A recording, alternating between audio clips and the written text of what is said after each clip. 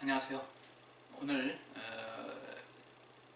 우리 금요 기도회 11월 6일이죠. 11월 6일 금요 기도회 그 말씀 함께 상고하도록 하겠습니다. 오늘도 계속해서 기도에 대한 말씀을 좀 살펴보도록 하겠습니다. 전에 말씀드린 대로 이 기도라는 것은 우리 삶 속에 굉장한 동력을 부여하는 것이거든요.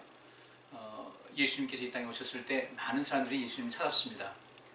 찾고 또 예수님께서 그들에게 네가 무엇을 얻기를 원하느냐 이런 말씀을 또 하셨고, 또 그에 반응해서 이를 이렇게 되기를 원합니다.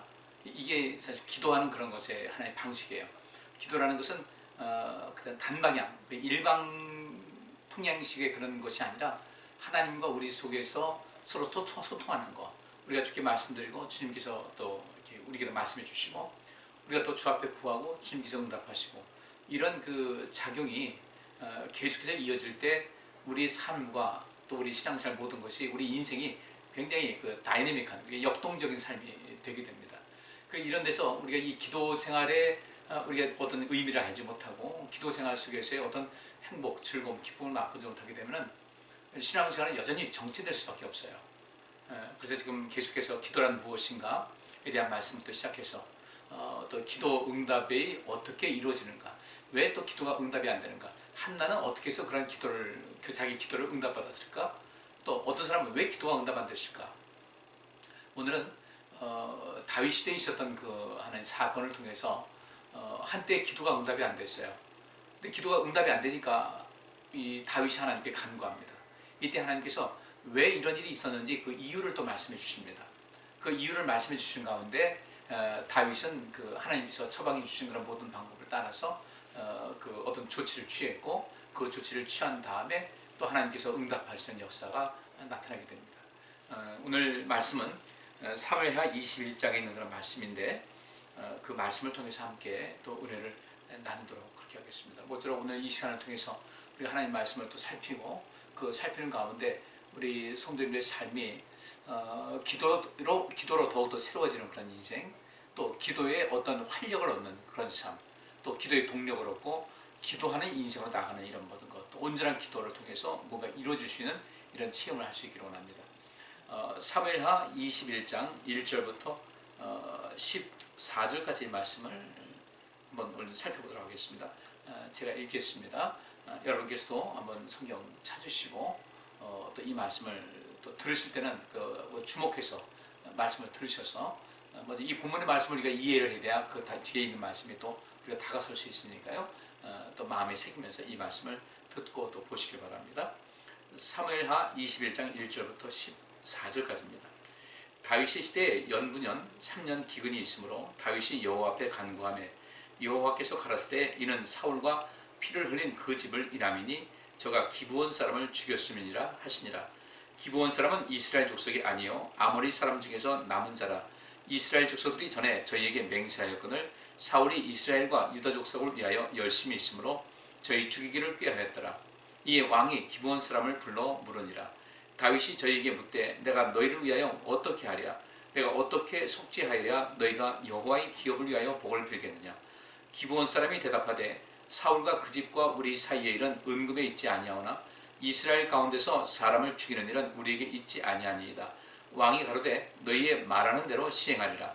저희가 왕께 고하되 우리를 학살하였고 또 우리를 멸하여 이스라엘 경내에 머물지 못하게 하려고 모해한 사람의 자손 7을 내어주소서. 여호와의 빼신 사울의 그을 기부하여서 우리가 저희를 여호와 앞에서 목매어 달겠나이다. 왕이 가로되 내가 내어주리라 하니라. 그러나 다윗과 사울의 아들 요나단 사이에 서로 여호와를 가리켜 맹세한 것이 있으므로 왕이 사울의 손자 요나단의 아들 무비보셋은 아끼고 이에 아야의 딸 리스바에게서 난 자 곧 사울의 두 아들 알모니와 무비보셋과 사울의 딸 메라바에게서 난 자 곧 무울랏 사람 바실레의 아들 아드리엘의 5 아들을 잡고 저희를 기브온 사람의 손에 붙이니 기브온 사람이 저희를 산 위에서 여호와 앞에 목매어 달매 저희 7사람이 함께 죽으니 죽은 때는 곡식배는 처음 날 곧 보리배기 시작하던 하는 때더라. 아야의 아들 리스바가 굵은 배를 가져다가 자기를 위하여 반석 위에 펴고 곡식 배기 시작할 때부터 하늘에서 비가 시체에 쏟아지기까지 그 시체에 낮에는 공중의 새가 앉지 못하게 하고 밤에는 들짐승이 범하지 못하게 한지라. 이에 아야의 딸 사울의 첩 리스바에 행한 일이 다윗에게 들림에 다윗이 가서 사울의 뼈와 그 아들 요나단의 뼈를 길르앗 야베스 사람에게서 취하니 이는 전에 블리셋 사람이 사울을 길보아에서 죽여 벳산 거리에서 메어단 것을 저희가 가만히 가져온 것이다. 다윗이 그곳에서 사울의 뼈와 그 아들 요나단의 뼈를 가지고 올라오매 사람들이 그 달려 죽은 자들의 뼈를 거두어다가 사울과 그 아들 요나단의 뼈와 함께 베냐민 땅 셀라에서 그 아비 기스의 묘에 장사하되 모두 왕의 명대로 조차 행하니라. 그 후에야 하나님이 그 땅을 위하여 기도를 들으시니라. 아멘. 또 이 말씀을 이미 읽어서 아시는 분 계시고 또 혹시 이 말씀이 또 처음 접하는 분이 있을지 모르겠어요. 혹시 처음 접하는 분이 있으면 내가 성경을 더 많이 읽어야 되겠구나 라고 생각하시고 또 이렇게 새롭게 하나님 말씀을 가까이 하는 계기를 삼으시길 바라겠습니다. 상당히 특이한 내용입니다. 특이한 내용인데 오늘 이 말씀에 보면 이스라엘 땅에 문제가 생겼어요. 문제가 생겨서 다윗이 하나님께 기도하는데 기도가 응답이 안 되는 거예요. 그래서 여기 보니까 연분연 3년 기근이 있었다. 그러니까 3년 연속해서 연분연은 받을 겁니다. 한 해가 지나고 또 그 분연, 이 부가 이제 복자로도 이게 쓰여지긴 하는데 겸해서 두 해를 그 기근을 겪은 거예요. 그래서 한 해, 그 뒤로 해서 두 해가 연이어서 기근을 겪었다. 3년 동안 기근이 있으니까 뭐 다윗은 왕으로서 얼마나 또 마음이 저리겠어요. 백성들을 사랑하는 그런 마음과 또 이 백성들이 동요할까 이런 또 두려운 마음도 있고 그래서 다윗이 하나님 앞에 이제 기도를 합니다. 기도를 하는데 그때 이제 하나님께서 다윗에게 말씀하시기를 이렇게 기근이 임하는 이유가 있다. 그것은 무엇인가? 사울과 피를 흘린 그 집을 인하미니 저가 기브온 사람을 죽였다라고 했어요. 이미 사울은 죽은 사람입니다. 근데 사울과 피를 흘린 그 집의 그 관계 때문에 사울과 또 사울이 그 죽인 사람들 그 피를 흘린 그 집 사이에 뭔가 해결되지 않은 문제가 있다는 거예요. 사울은 권력 가진 사람이었죠. 근데 여기서 피를 흘린 그 집이라는 것은 권력이 없는 사람들이에요. 뒤에 있는 말씀 보면 그렇게 이야기합니다. 다윗이 이제 이런 하나님의 말씀을 듣고 이것을 어떻게 해결할까? 그래서 그것을 살펴봤겠죠. 무슨 일이 있었을까 살펴봤을 겁니다. 근데 살펴보니까 이런 말씀이 있어요. 2절 말씀에 기브온 사람은 이스라엘 족속이 아니요 아모리 사람 중에서 남은 자라. 이스라엘 족속들이 전에 저희에게 맹세하였거늘 사울이 이스라엘과 유다 족속을 위하여 열심히 있으므로 저희 죽이기를 꾀하였더라. 그럼 여기 사울이 이스라엘과 유다 족속을 위하여 열심히 있었다는 것은 무엇인가? 그런 통치자로서 뭐 여러 가지 통치 행위가 있었겠죠. 그 통치 행위가 있는데 이 기브온 사람들에 대한 그 어떤 행위가 하나님께서도 또 보시기에 좋지 않았고 그로 인해서 무죄한 사람이 목숨을 잃었어요. 여기서 얼마나 많은 사람이 죽었는지는 나와 있지 않지만 제법 적지 않은 사람들이 죽었을 것이다. 이렇게 이제 우리가 여기서 가늠할 수가 추론할 수가 있습니다. 그러면 이 기브온 사람과 이스라엘 사람들이 어떤 문제가 있었는가? 이거 뭐 이제 이것을 또 알아야 이 이제 말씀이 또 이해가 되니까요. 여호수아서 9장에 있는 말씀은 이런 말씀이 있습니다. 이 말씀 읽기 전에요. 하나님께서 이스라엘 백성들로 하여금 가나안 땅을 정복하는 과정에서 이렇게 말씀하십니다. 정복하러 가는데 즉시 와서 항복하는 사람들은 살려라. 그리고 그들을 그 노예로 일하는 사람으로 이렇게 두라. 만약에 저항하고 또 맞서는 사람들은 예외 없이 멸절하라고 하나님께서 말씀하십니다. 그래서 여호수아가 이 정복하는 과정 속에서 그런 모든 원리를 지켜나갔어요. 이 여호수아서 9장에 있는 말씀 보면 이런 말씀이 있어요. 요단서편 산지와 1절입니다. 요단서편 산지와 평지와 레바논 앞 대헤벨에 있는 햇사람과 아모리 사람과 가나안 사람과 브리스 사람과 히위 사람과 여부스 사람의 모든 왕이 이 일을 듣고 모여서 일심으로 여호와와 이스라엘로 더불어 싸우려 하더라. 그러니까 앞에 있는 말씀에 보면은 여호수아가 이제 그 이스라엘 백성들을 모아놓고 그 여호와의 법궤를 놔뒀는데 그쪽에는 좌우에 이제 절반은 그리심산 앞에 절반은 에발산 앞에 서게 했어요. 그러니까 에발산과 그리심산 안에 그 법궤를 놓고 그쪽에는 이제 절반은 이 이스라엘 백성 절반은 그리심산에 서게 하고 절반은 에발산 앞에 서게 한 다음에 여호와의 종 모세가 이스라엘 백성에게 축복하라고 명한 대로 했어요. 축복의 말씀과 저주의 말씀, 이러이러하면 복이 임할 것이다, 이러이러하면 저주가 임할 것이다 하는 말씀을 외쳤어요. 근데 이 이스라엘 백성들이 점점 이 가나안 땅에 들어온 다음부터 정복의 과정을 거치고 이미 이때 기존에 살고 있던 그 여러 그 가나안 땅에 살고 있던 족속들은 민족들은 두려움이 임하게 되는 거죠. 우리가 맞서 싸우자 이렇게 결정 내린 겁니다. 그런데 3절 말씀 보니까 기브온 거민들이 여호수아의 여리고와 아이에 행한 일을 들었다. 이 기브온 사람들이 그 말을 이들이 이스라엘 백성들이 가나안 땅에 들어와서 제일 처음에 정복했던 그런 그 여리고성의 사건, 또 아이성 두 번째 점령하려고 했는데 그때 실패했죠. 그 실패하는 과정 속에서 다시 또 하나님께서 재차 정복하는 과정 속에서 그 모든 정복을 이루게 하셨어요. 그러니까 이 가나안 땅에서 정말 최고라고 여길 수 있는 그런 그 여리고 성이 무너졌고, 또 아이성 역시 마찬가지 그렇게 됐어요. 그러면 이런 데서 이들이 이제 두려움을 갖게 된 겁니다. 우리가 살기 위해서 어떻게 할 것인가? 절대 다른 그 여러 그 민족들이 그렇게 하지만 우리는 절대 다투지 말고 이들에게 그 항복을 하자. 근데 이게 항복을 하는데 이미 정보는 들어오지 않았겠어요? 항복하면 들어온다. 그러니까 이들이 이제 그 꾀를 낸 겁니다. 그래서 그런 4절 말씀에 9장 4절 말씀에 그런 말씀이 있어요. 사신을 보냅니다. 사신의 모양을 꾸미되 헤어진 전대, 다 떨어진 그 전대, 돈 넣는 그런 그 주머니죠. 전대, 그리고 헤어지고 찢어져서 기운 가죽 포도주 부대를 나귀에 실었어요. 이미 찢어져서 기워서 쓰는 그런 아주 낡은 가죽 그 포도주 부대를 나귀에 싣고, 또 그 발에는 어떤 것을 신었냐면 낡아서 기운 신을 또 신었어요. 또 낡은 옷을 입고 다 마르고 곰팡이 난 떡을 예비해서 그들이 이렇게 길갈에 진친 이스라엘에 와서 여호수아 앞에 이르게 됩니다. 그래서 뭐라고 하냐면 나중에 읽어보세요. 여호수아서 9장 1절부터 15절까지 말씀을 꼭 읽어보시기 바랍니다. 그래서 제가 설명만 하고 넘어갈게요. 이들이 이스라엘 그 여호수아 앞에 와서 말하기를 우리는 먼 데서 왔습니다. 먼 데서 왔는데 우리는 이 오는 과정 속에서 너무 먼 길을 와가지고 지쳐있고, 그래서 왜 이들이 그 헤어진 그 전대, 또 헤어지고 찢어져서 기운 가죽 포도주 부대를 싣고 왔는가? 발을 왜 낡아서 기운 실을 신었는가? 왜 낡은 옷을 입었는가? 다 마르고 곰팡이 난 떡을 예비했는가? 우린 처음에 떡을 만들어 가지고 왔는데 오는 길이 워낙 멀다 보니까 이렇게 우리가 처음에 가져왔던 그 떡이 이렇게 다 마르고 곰팡이 났습니다. 굉장히 멀리 왔다는 것을 강조를 하고 있어요. 실상은 그 가나안 그 땅에 있었죠.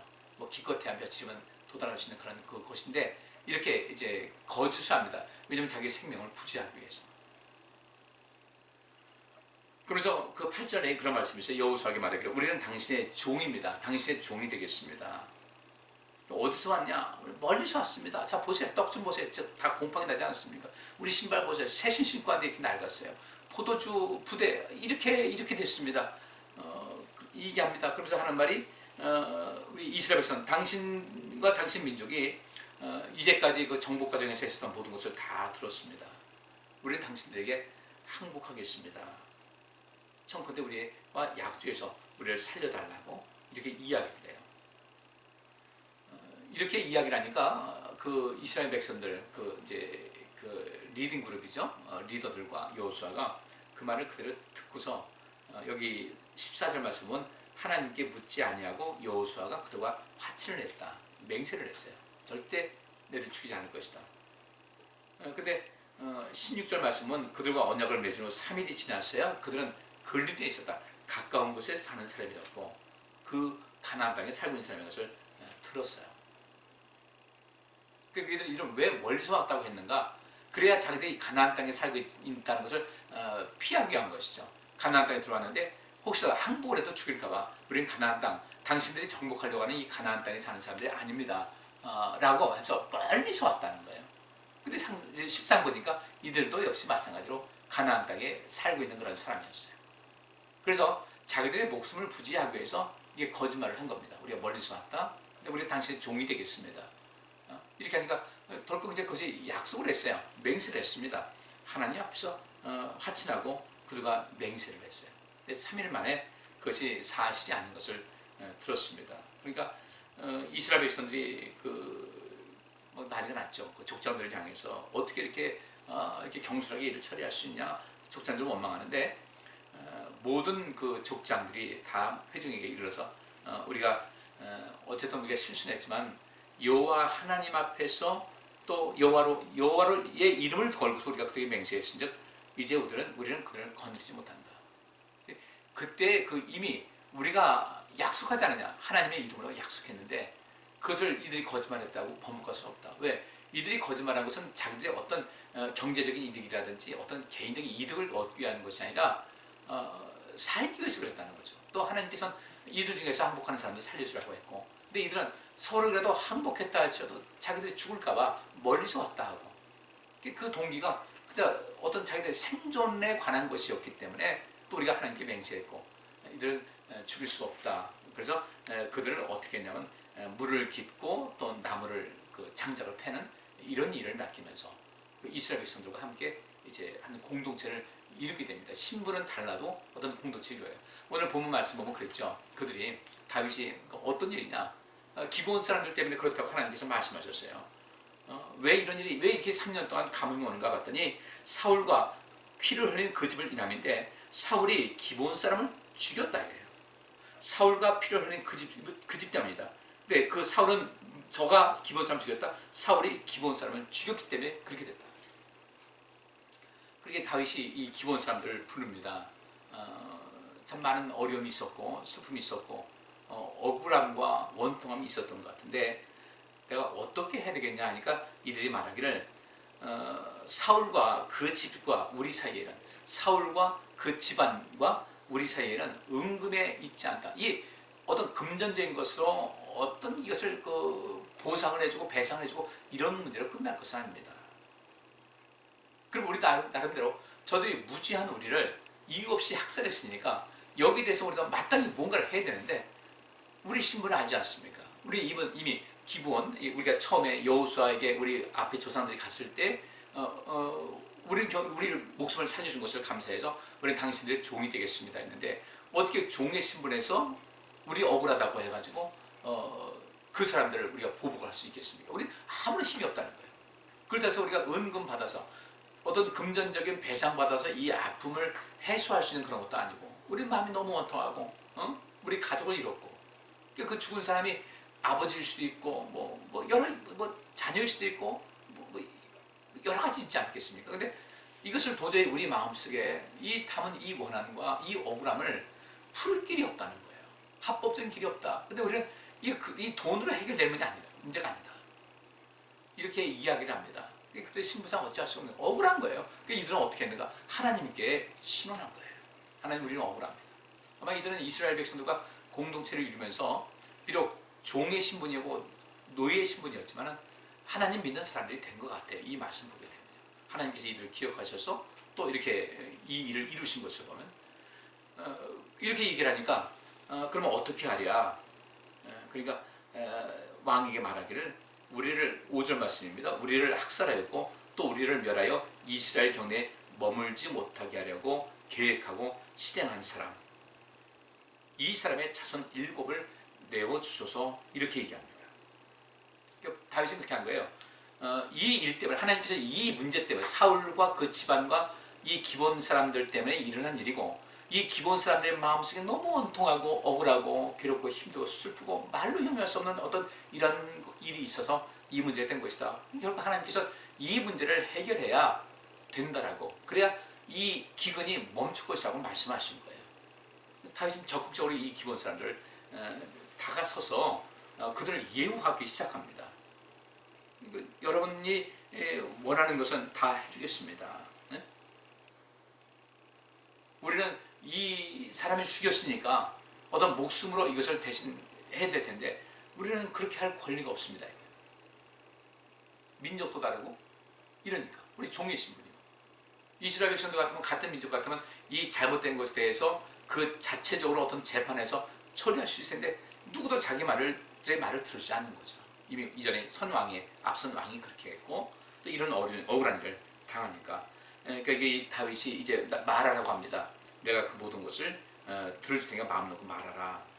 그러니까 뭐라고 하냐면 사울은 우리를, 이 기본 민족 우리를 완전히 완전히 전멸시키려고 했습니다.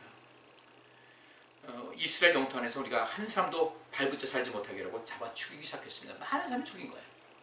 근데 이미 그 당시에도 이 기본 사람들이 여호수아 앞에 있을 때 거짓말을 해가지고 그들이 했지만은 하나님께 맹세한 것 때문에 그들을 살려주고 그들 신분을 종의 신분으로 이렇게 했잖아요. 그리고 오랜 세월 지났습니다. 이제 거의 집안 식구같이 지낼 때 아니었어요. 근데 오늘 본문에 있는 말씀은 그러니까 이 사울이 이스라엘과 유다 족속을 위하여 열심히 있었다. 아마 그 열심히 있었다는 것은 우리 민족의 정체성을 가져야 되겠다. 우리 민족끼리만 살아야 되겠다. 아예 저들 필요 없다. 아주 천한 것이다. 아마 그런 생각을 했던 것 같아요. 참 잘못된 생각이죠. 이래서 이제 문제가 발생했는데 우리 민족을 우리 족속을 멸종시키려고 작정했고 또 그랬으니까 이제 그 사울의 그 집안 그의 그 자손도 그의 상한 그 어떤 그 벌을 받아서 그의 족속도 멸절한다는 어떤 상징적인 의미로 그의 후손 중에 남자 7을 골라서 우리의 손에 넘겨달라고 한 거예요. 참 애매한 거죠. 애매한데 이 기본 사람들의 요구를 다윗이 들어줬어요. 근데 그 들어준 것이 그럼 사울의 죄인데 왜 그 후손들까지 죽여야 될까? 또 그 후손들이 어떤 일을 했는지 모르겠어요. 이들도 같이 동조했는지 어떤지 모르겠는데 이것이 과연 타당할까 하는 그런 생각이 저 자신도 들기도 합니다. 근데 결과를 보니까 그래서 다윗이 7을 이제 골라서 이제 줍니다. 어떻게 골랐는지 모르겠어요. 그들에게 그 사울의 집안에게 선택해서 보내라고 했는지 아니면 일방적으로 했는지는 잘 모르겠는데 다윗은 그 무비보셋은 제외합니다. 너무도 가까운 그 우정 나눴던 사울의 아들이죠. 요나단의 그 아들이었는데 그는 제외하고 다른 사람은 이제 아마 그 선택해서 죽을 수 있는 그 어떤 상한 대가를 대신할 수, 속시할 수 있는 어떤 사람을 골라오라고 했던 것 같아요. 이것이 조금 의아한 그런 부분이긴 하지만 그 오늘 본문 말씀 제일 마지막에 보면 이렇게 뭐든지 한 후에 하나님께서 비로소 기근을 풀고 비를 내리셨다는 것을 보면 하나님께서도 인정하신 것 같아요. 저는 그래서 오늘 이제 이 배경의 말씀을 좀 말씀드렸는데 여기서 우리가 얻고자 하는 그 교훈을 좀 말씀을 드리겠습니다. 첫째로 우리가 이 약속 있잖아요. 약속, 언약한 거, 말로 하든 뭐 계약서를 썼든. 근데 하나님께서 우리에게 이 성경이 계약서 아니에요. 우리에게 언약하신 문서로 남겨주셨죠. 이게 굉장히 중요한 겁니다. 근데 언약, 말로 하는 언약을 하든지 문서로 남기든지 우리는 그 하나님께나 이 인간관계에서나 그 약속은 성실히 지킬 줄 아는 그런 삶을 살아야 되겠다. 이건 우리 신앙인들에게 굉장히 중요한 문제인데 이게 사실 많이 간과되고 있어요. 소홀하게 여기고 있다는 것이죠. 이것에서 우리가 좀 관심 가져야 돼요. 전에도 말씀드렸죠. 한나의 기도를 통해서 볼 때 한나가 하나님께 이제 서운합니다. 하나님, 내가 자식이 없으니까 마음이 아픈데 제게 아들을 주신다면 이 아들을 하나님의 사람으로 일생 살아갈 수 있도록 그렇게 하겠습니다. 근데 그거 참 약속 지키기 쉽지 않을 것 같거든요. 왜냐하면 그렇게 자식 없기를 원했는데 아들 하나 주셨어요. 그럼 내가 키우고 싶고 내 품에 놓고 싶잖아요. 근데 하나님께서는 그 한나의 기도를 들으셔서 응답하셨어요. 왜 응답하셨을까? 한나는 약속을 지킬 줄 아는 사람인 것을 하나님께서 아신 거예요. 그러면 약속을 지키는 것을 어떻게 하실까? 바로 다른 건 아닙니다. 우리 일상생활 속에서 하나님 앞에 한번 예를 들어보십시다. 우리 직분 받을 때 그 직분 받을 때 일생에 단 한 번 하는 약속이에요. 내가 목사가 됐다, 장로가 됐다, 전도사가 됐다, 또 권사가 됐다, 집사가 됐다, 또 서리 집사가 됐다. 이 모든 것은 할 때 그 각각의 직분은 일생에 한 번 하는 겁니다. 근데 일생에 한 번 하는 그 약속을 하나님께 했으면 지켜야 된다는 거예요. 근데 그 지키지 않게 되면 내 삶 속에서 이 동력을 상실할 수밖에 없다. 그 동력은 뭐예요? 하나님께 우리가 기도하면 그 기도가 응답되어야 되는데 그 기도가 날마다 공수표가 된다는 거예요. 하나님께서 난 너 신뢰하지 못하겠다. 너 그때도 그렇게 이제까지 안 지키고 있지 않냐? 지켜야 돼요. 이스라엘 백성들은 이 기브온 사람들이 와서 그렇게 꾸며가지고 와서 영국을 했고 했지만 어쨌든 그들의 그 한 것을 보고 또 그들이 간절히 살고자 했고 우리는 이스라엘 당신 백성들의 종이 되겠습니다라는 그런 약속을 그들은 지켰어요. 그렇게 해왔고 근데 거기서 이 오늘 본문 말씀에 선을 넘은 적이 없어요. 사사로이 보복한 적이 없다는 겁니다. 왜냐하면 자기 신분을 알았으니까. 그들도 약속 지킨 거예요. 기본 사람들도 약속을 지킨 거예요. 그 약속 지키다 보니까 너무 억울한 거예요. 이 마음속에 한이 맺힌 거. 이유 없이 죽었어요. 약자라고 해서 약자라는 것 때문에 이 사울과 그를 따르는 사람들에서 많은 사람이 죽임을 당했어요. 어떻게 항구할 수도 없고 맞설 수도 없고 보복할 수도 없고 이들의 마음은 너무 괴로웠던 거죠. 그래서 이들은 하나님께 기도한 거예요. 하나님께서 이들을 왜 기본 사람들을 들어주셨는가? 그들은 개인적인 보복을 하지 않았어요. 그들이 이스라엘 백성들과 약속한 건 우리가 종의 위치에 있겠습니다. 약속시켰어요. 근데 이전에 여호수아와 그 당시 족장들이 이 기본 사람과 한 약속을 사울이 깬 거예요. 그 오랜 세월 지났는데 왜 그 약속을 깹니까? 기본 사람들은 얌전히 종의 위치에서 그 공동체 안에 머물고 있지만 여전히 신분은 그 서열이 밑에 사람으로 살고 있었는데 왜 깨냐 이거죠. 그들은 안 깼어요. 사울은 깼어요. 이게 언약한 거예요. 이 맹세한 거 있지 않습니까? 이것이 하나님께서 우리의 기도를 들어 응답하시는 가운데 굉장히 중요한 요소라는 것을 아셔서 여러분들 하나님께 약속한 거예요. 절대 어기지 마세요. 꼭 기억하세요. 꼭 지키세요. 지키려고 힘을 다하세요. 때때로 우리가 연약해서 그 약속 지키지 못할 때도 있어요. 베드로가 내가 주님께서 가시는 곳이면 물이든 불이든 내가 가리지 않고 가겠습니다. 근데 약속 깼어요. 깼지만은 그러나 그 다음에 그 약속을 지키기 위해서 애쓰는 사람이 됐어요. 우리 그런 사람이 되자는 거죠. 맹세한 것을 지킬 줄 안다. 하나님과 약속한 것을 지킬 줄 안다. 인간관계에서도 약속은 지킬 줄 안다. 약속 쉽게 어기는 사람들이 있어요. 쉽게 어기면서 핑계를 댑니다. 이래서 그랬다 저래서 그랬다. 그건 상관없어요. 기본 사람들은 어찌됐든 간에 그들은 지켰어요. 신분이 천한 신분이지만 그들은 약속 지켰어요. 그리고 이때까지 사울 외에는 그런 모든 것에서 묵시적으로 그 약속이 이어져 왔던 겁니다. 근데 그것이 사울과 그의 집안 때문에 깨졌어요. 하나님께서는 그 억울함을 호소하는 이 기본 사람들, 신분은 천하지만 억울함을 당한 그 사람들의 기도를 들으셨고 이 문제는 반드시 해결해 줘야 되겠다. 근데 해결이 안 되는 겁니다. 왜 3년 동안 이어졌을까? 이들의 한과 또 하나님께서 공감하시는 모든 것이 그럴만도 하다는 거예요. 3년 동안 이스라엘 전체에게 고통을 준 겁니다. 고통을 주시고 나서 이 교훈 속에서 이스라엘 백성들은 어떻게 했겠어요? 기본 사람들과 그 외의 사람들 신분이 천하다고 해서 그들 깔고 했을까? 거기서 이스라엘 백성들이 얻은 것은 무엇이겠습니까? 하나님께서 이들도 신분이 천하지만 이들도 하나님께서 돌보시는 사람이라는 것을 경험했겠죠. 왜? 3년이라는 그 기근이 너무 고통스럽기 때문에 거예요. 이 신앙의 원리를 잘 하셔야 돼요. 그래서 일상생활 속에서 우리가 믿는 사람들이든 믿지 않는 사람들이든 인간관계 속에서 약속한 것, 그래 하나님과 약속한 것은 지킬 줄 아는 사람이 돼야 내 인생이 편안하다. 내가 기도하는 것이 응답된다는 겁니다. 이거 깨면 문제가 돼요. 우리는 그런 면에서 참 약해요. 육신이 약해요. 성령 받아서 그것을 지킬 수 있는 그런 인생을 살아갈 필요가 있다. 꼭 기억하시기 바랍니다. 두 번째 교훈은요. 누군가의 마음에 한이 맺히게 하지 말자는 거예요. 누군가를 억울하게 하지 말자. 어떤 사람이 잘못했다 할지라도 지나칠 정도로 그들을 고통스럽게 하지 말라는 거예요.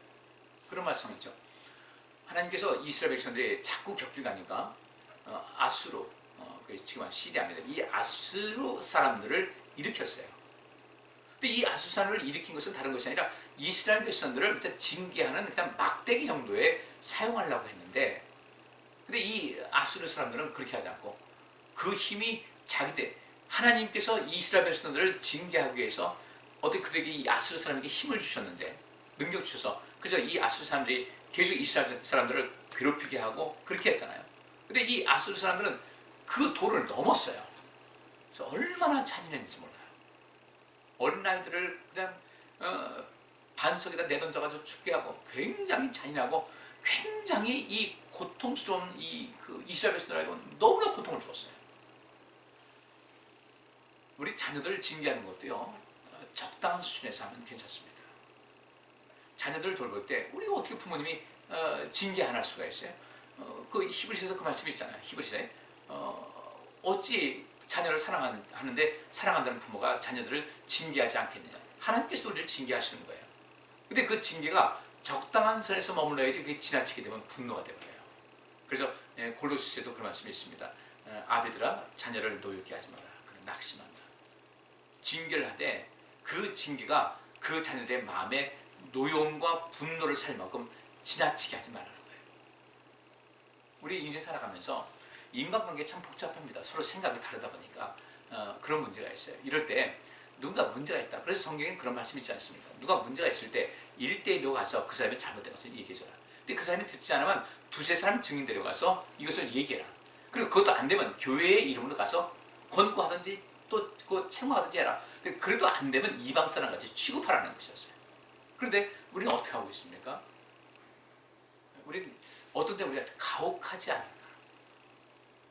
한번 저 사람에 대해서 부정적인 생각하게 되면 분명히 그때 거기서의 부정적인 사람이었어요. 부족한 사람이었고 연약한 사람이었고 좀 잘못된 사람이었어요. 근데 세월이 지나서 그때 거기서의 그 모습이 아니라 지금 여기서의 모습이잖아요. 우리 하나님께서 우리를 보실 때 항상 지금 여기서의 모습을 보십니다. 만약에 하나님께서 우리를 그때 거기서의 모습을 보신다면요, 우리는 살아날 사람이 없어요. 그래서 바울 같은 경우도 바울이 회심에 돌아왔습니다. 하나님께서 한 번도 그때 거기서의 말씀 안 하셔요. 지금 여기서를 항상 지지해 주시고 박수 주시고 칭찬해 주시지. 근데 사람들은 항상 하나님은 그렇게 안 하시는데 예수님도 그렇게 안 하시는데 그 당시에 바울이 살아갈 때도 항상 그 주변에 바울을 시기하는 사람, 바울을 못마땅한 사람들은 항상 바울을 지금 여기서를 보지 않고 그때 거기서를 본 거예요. 바울을 괴롭힌 겁니다. 여러분 이거 벗어나셔야 돼요. 근데 항상 그때 거기서를 생각하면서 그때 거기서의 그 판단한 것을 지금까지 이어가는 이런 모든 것을 뭐라고 하는가? 집단지성이라고 합니다. 그리고 그것은 한 사람이 머물지 않습니다. 그때 거기서를 늘상 생각하고 비난하고 정죄하는 이런 사람들이 한 그룹이 있어요. 이 그룹이 있는데 이 사람들이 누군가 거기서 이 사람 달라지지 않았냐, 지금 여기서를 보자, 이 말을 못해요. 그 그룹 안에서. 왜? 그 그룹 안에서 또 여기서 배제될까봐, 흔히 말하면 왕따 될까봐 이건 아닌데 라고 하면서 묻어가는 겁니다. 그러다 세월 지나가면 그들도 함께 동화가 되버려요. 그래서 이것을 심리적인 용어로 집단지성이라고 합니다. 이게 굉장히 어려운 거예요. 아마 사울이 이 기본 사람들 죽일 때 그 집단지성에 몰입하고 휘말린 사람들이 있었을 거예요. 맞아, 그렇다. 누구도 얘기하지 못했어요. 왜? 사울이 권력이 있으니까. 그 집단의 힘에, 집단에 어떤 집단이 있어요? 10명이 있다. 근데 여기 한두 명이 그건 아닌 것 같은데 얘기한다. 이거 쉽지가 않아요. 뭐가 아니야 라고 밀어붙이게 되면 넘어가는 거예요. 근데 이때부터 그 사람들 침묵을 하기 시작합니다. 말을 안 해요. 근데 동조하는 것도 아닌데 말을 안 해요. 그러면 그 주로 더 많은 다수의 사람들이 지배하고 있는 그 모든 것에 그 사람들은 침묵하고 있는 사람들이 저 사람도 우리 사람이다 라고, 우리 생각과 똑같다, 말은 안 하니까 묵시적인 동의를 한다고 이렇게 생각을 하게 됩니다. 사실은 그게 아닌데 그럼 우리가 어떻게 될 것인가? 하나님의 의를 구하는 것은 무엇이에요? 아닌 건 아니어야죠. 우리 절대 이 부정적인 면에서 집단지성에 빠져들면 안 돼요. 사울이 범한 죄가 바로 이것이었습니다. 하나님께서는 그것을 잘못했다고 보신 것이고요. 그 집단지성, 어떤 그 잘못된 것에 빠져서 집단지성을 이루는 이런 사람들 때문에 피해를 보는 경우가 어떤 것인가? 우리 이 사회에서 왕왕 봅니다. 가족에서도 일어날 수가 있고요. 교회에서도 그렇고 어느 조직이든 이러는 것이 일어날 수가 있어요. 그들이 이 전체적인 그 어떤 그룹을 막 이끌어가고 하게 됩니다. 근데 그때 그로 인해서 피해를 받은 사람이 있잖아요. 그들이 그 억울함을 호소하게 되면은 하나님께서는 그 집단이 이루고 있는 그 집단에 어떤 제재를 가한다는 거예요. 아마 다윗도 이 부분에서는 하나님께서 책망하신 것이 있을 겁니다. 다윗이 모를 리가 없죠. 이런 상황을. 물론 사울 시대에 있었던 것이니까 그 도망다니는 입장에서 잘 몰랐을 수 있겠지만은 좀 다윗도 그게 중시하지는 않았던 것 같아요. 근데 그 괴로움을 당하는 이런 사람들은 마음에 굉장히 아픈 괴로움이 있었고 그 억울함과 그 원한 이런 것이 하늘에 사무친 거예요. 그야말로 하늘에 계신 하나님께 사무치게 된 겁니다. 우리 성도님들, 왜 우리 인생 살아가면서 기도를 열심히 했는데 기도가 응답이 안 되는가? 인간관계 속에서 문제가 된 건 아닐까? 여러분 혹시라도 누군가의 마음에 내가 그 한으로 원한을 살 수 있는 그런 것이 있다. 근데 아무 이유 없이 그런 거죠. 어떡하겠습니까? 근데 내가 조금 그 정도에서 좀 지나쳐가지고 이것이 문제가 됐다고 할 때는 여러분 그거 푸셔야 돼요. 그래야 내가 응답받습니다. 그렇게 이 신앙생활이라는 것은요, 고차 방정식하고 마찬가지예요. 고차원적인 방정식이에요. 이 방정식이라는 것은 서로 상호관계를 이루게 됩니다. 이 기본 사람들이 그 마음속에 그 맺힌 한이 하나님을 움직인 거예요. 너희들 그래 내가 공감한다. 얼마나 가슴 아프냐. 내가 이걸 해결해 주겠다. 직접 말씀해 주지 않고 이스라엘 민족에 3년 동안 기근이 오게 했죠. 아마 그들은 혼났을 겁니다. 이스라엘 백성들이요. 굉장히 혼났을 거예요. 3년 동안. 생각해 보세요. 3년 동안 기근이 들어서 힘들었다. 마실 물도 부족하고 술물이 생활용수도 부족하고 얼마나 힘들었겠어요. 그들은 뼈저리게 느끼면서 다시는 사울이 행했던 이런 일은 절대로 하지 말아야 되겠다 결심을 했을 겁니다. 혹시 우리 인생에도 그런 것 없습니까? 내 삶 속에서 하나님께 기도에 응답받아야 되는데 그것이 멈추고 있다 할 때 혹시라도 그런 건 아닌가 보셔야 돼요. 예수님께서 그 말씀하셨어요. 재단에 어떤 예물을 갖다 바치려고 할 때 누군가 어떤 혐의가 마음에 걸리는 것이 있으면 풀고 와서 화해하고 나서 예물을 바치라는 거예요. 화해하지 않고 오면 의미가 없다는 겁니다. 첫째, 우리 맹세, 하나님과 약속하고 인간관계에서 약속 꼭 지키는 정말 그 훈련을 하자. 이거 안 하면 내 인생 망가져요. 특별히 우리 하나님은 눈앞에 안 보이잖아요. 눈에 안 보이다 보니까 하나님께 약속한 것은 그냥 너무 쉽게 내던지는 경향이 있어요. 우리 하나님 믿는다는 백성이. 근데 이 성경상에서 하나님께로부터 은혜 받은 사람들의 공통적인 걸 보세요. 그들 눈에도 하나님 눈에 안 보였다고요. 지금 우리 눈에도 하나님 안 보이듯이 그들도 하나님의 눈앞에 안 보였어요. 어떻게 하나님 영이실 때 볼 수 있겠습니까? 그런데 이 성경상에서 하나님께로부터 복받고 은혜 받은 사람들의 공통적인 특징은 뭐군요? 그래도 그들은 하나님과 약속을 지켰단 말이에요. 우리가 잘 되기 위해서 뭐 해야 되나? 약속 지켜야 돼요. 그래야 하나님께 응답받습니다. 오늘 이 본문은 우리에게 그런 아주 중요한 것을 우리에게 시사하고 있습니다. 또한 인간관계에서도 누구의 마음에 아픔을 주지 말자. 그 아픔 주는 것은 항상 우리가 왜 그런가? 인간관계에서 문제된 것은 항상 어떤 사람을 대할 때 그때 거기서의 사람으로 매일 지금 여기서 적용하기 때문에 그런 거예요. 앞으로 10년 후에도 우리는 그런 생활 양식까지 있으면 10년 후에도 그때 거기서의 모습을 갖게 된 겁니다. 근데 또 우리는 어때요?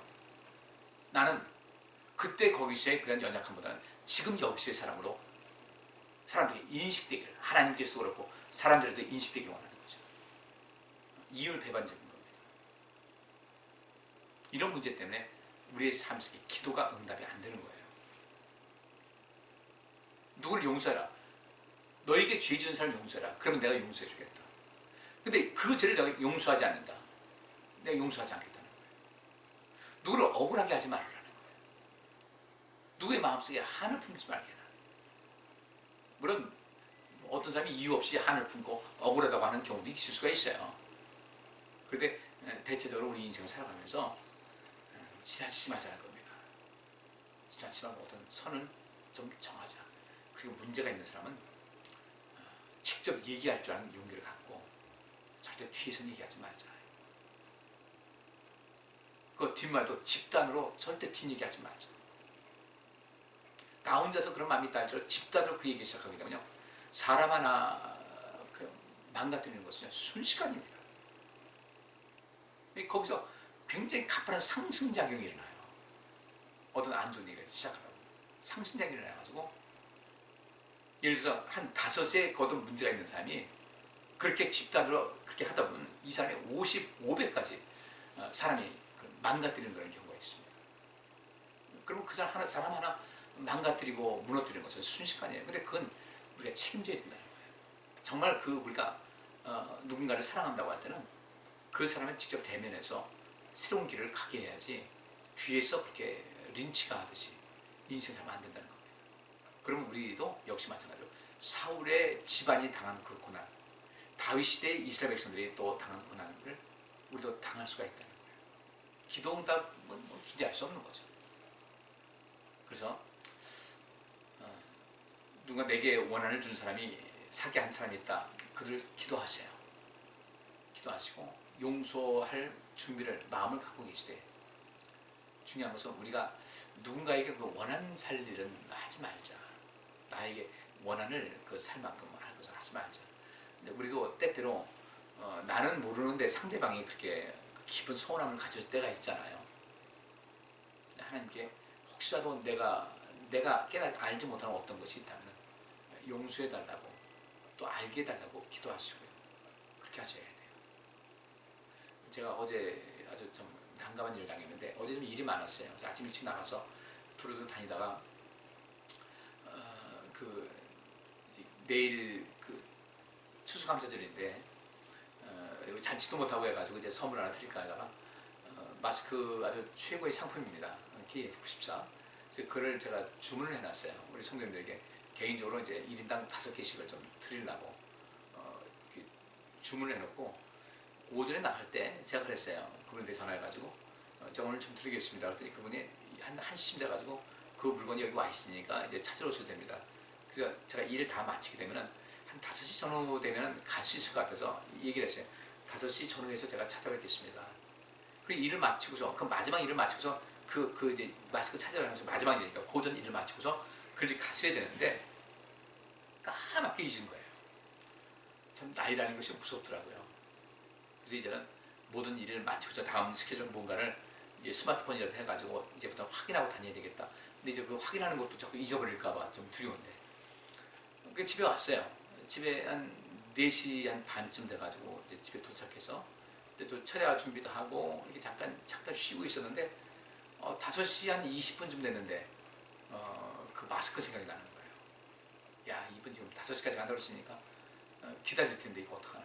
놀래가지고 지금 평상시에는 거의 한 35분이면 가는 거리라서 지금 가면 6시면 되겠다. 6시면 이제 퇴근하기 전이니까, 퇴근 시간이니까 그냥 겨우 그나마도 되겠다 싶어서 전화해서 제가 6시쯤이면 도착할 것 같은데 지금 빨리 가겠습니다. 그랬더니 잘 아시는 분이니까 그분이 우리 화장품 우리에게 주신 그 장로님이니까, 아니 목사님 서둘지 말고 천천히 오세요. 근데 막상 출발해보니까 퇴근 시간 돼가지고요 1시간 10분이나 걸리는 거예요. 35분 생각했는데 얼마나 마음이 심할까. 일단 출발했어요. 가는데 뭐 길이 꽉 막혀있고, 다시 전화해가지고 제가 6시 10분까지 가니까 그냥 그 물건 그 사무실 밖에 좀 내놔놓으시면 제가 가져가겠습니다. 거기 CCTV도 있고 하니까 누가 안 갖고 갈 것 같습니다. 아니 목사님 일단 오세요. 그래서 가서 이제 찾아왔는데 인간의 연약함을 거기서 좀 알게 되더라고요. 사람은 점점 연약해지는데 자꾸 기억력도 떨어지고 몸도 약해지고 하는데, 우리 내면은 좀 달라져야 되겠다. 그리고 약해지는 그것을 우리가 미리 또 대비도 할 수 있어야 되겠다. 그런 생각을 했어요. 우리는 약한 존재입니다. 완벽한 것 같아요. 저도 옛날에는 이런 일이 있을 수가 없다 해가지고 이렇게 지금 연세 드신 분들 기억나지만 아유 저분들 뭐 나이 먹어서 그런다고 하지만 이거 뭐. 그러나 젊었을 땐 그랬어요. 제가 나이 먹어보니까요 그렇더라고요. 우리 인간관계 굉장히 중요합니다. 누구 마음 아프게 하지 마시고요. 용서할 준비를 하고 계세요. 누가 나에게 용서를 구하면 반드시 용서해준다. 왜 원수까지 사랑하라고 했는가? 사울이 그러면 원수까지 사랑하는 마음이 있었으면요 이런 일을 벌이지 않았죠. 우리가 원수까지 사랑할 마음, 나의 것도 너의 원수입니다. 너의 원수를 사랑하라. 주께서 말씀하셨으니까 하나님의 원수가 아니라 너의 원수까지 사랑하라. 나의 원수를 사랑할 마음을 갖고 있으며 이런 일은 생기지 않습니다. 누구한테 아픔 주지 마세요. 줬다면 용서 구하시고, 그리고 필요 이상으로 사람들 힘들게 하지 마세요. 할 말씀 정확하게 당사자한테 이야기해서 그걸 깨닫게 하되, 어떤 사람의 어떤 그 문제점이 있다. 우리 사실 다 문제 있지 않아요? 다 문제 있는 그런 존재예요.